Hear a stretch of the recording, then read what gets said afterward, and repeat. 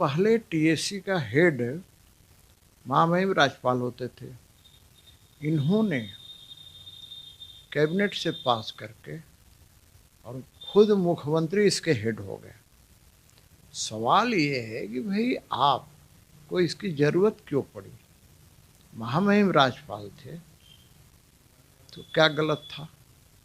आखिर संविधान निर्माताओं ने बनाया होगा तो सोच समझ के बनाया। उनसे बड़े तो आप नहीं हैं, उनसे ज़्यादा काबिल आप तो नहीं हैं, लेकिन ये स्थिति क्या है जिसके कारण ये स्थिति उत्पन्न हुई है। और टीएससी में सभी दल के अनुसूचित जनजाति के माननीय विधायक लोग होते हैं, भाजपा के लोग भी हैं।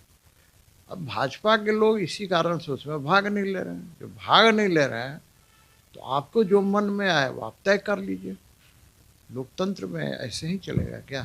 राज्यपाल महोदय ने पहले भी विरोध जता चुका है कि आपका टीएससी असंवैधानिक है, बगैर मेरे अनुमोदन और सहमति के बनी हुई है, इसका जवाब दीजिए। ये जवाब भी नहीं दे रहा है। इस परिस्थिति में मुझे लगा कि संविधान से बड़ा ना राज्यपाल है ना मुख्यमंत्री हैं।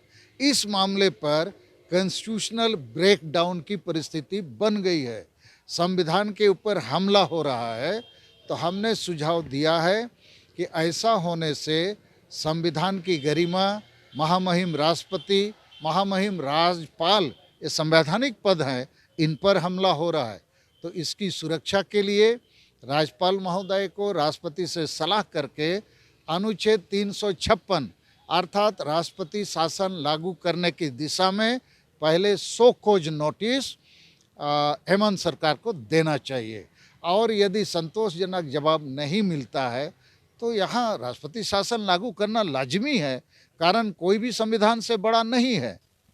उन फैसलों पर जिस तरह से राजभवन की टिप्पणी आती है या मामले को जिस तरह से उलझाने का, लटकाने का जो प्रवृत्ति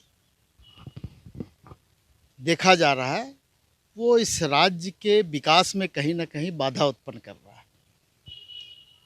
ये बात सही है कि राजभवन के तरफ से जो टिप्पणी आई है, उस टिप्पणी को सरकार ने भी काफ़ी गंभीरता से लिया है और हम समझते हैं कि बहुत जल्द उस पर हम लोग निर्णय लेंगे। लेकिन जब राजभवन टीएससी के बैठक में लिए गए निर्णय को अगर नहीं गंभीरता से ले रहा है तो निश्चित रूप से इसके पीछे जो मंशा है राजभवन की, वो स्पष्ट होती है। राजभवन में गवर्नर के द्वारा जब तक उस निर्णय को गवर्नर के द्वारा नहीं कर दिया जाता है, जब तक कोई भी उस पर लागू नहीं होता है। क्योंकि उसको गवर्नर को क्या है, क्योंकि कॉन्स्टिट्यूशनल हेड होते हैं, स्टेट के लिए गवर्नर होते हैं और सेंट्रल के लिए कॉन्स्टिट्यूशनल हेड प्रेसिडेंट होते हैं।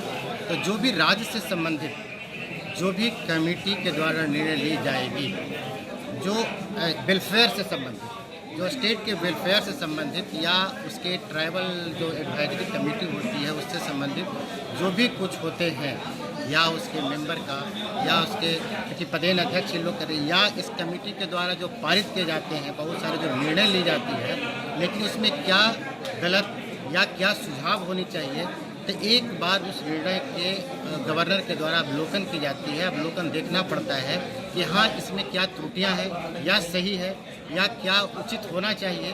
वो या तो सुझाव देकर उसको वापस भी कर सकते हैं, बता सकते हैं स्टेट को या कमेटी को, इस पर आपको जो है उसको देख लीजिए या समझ लीजिए, या अगर उचित होता है तो उसको निर्णय को गवर्नर के द्वारा पारित भी किया सकता है या बताया जाता है कि निर्णय ठीक है, तो उसके बाद फिर कमेटी जो होती है उसको लागू कर सकती है।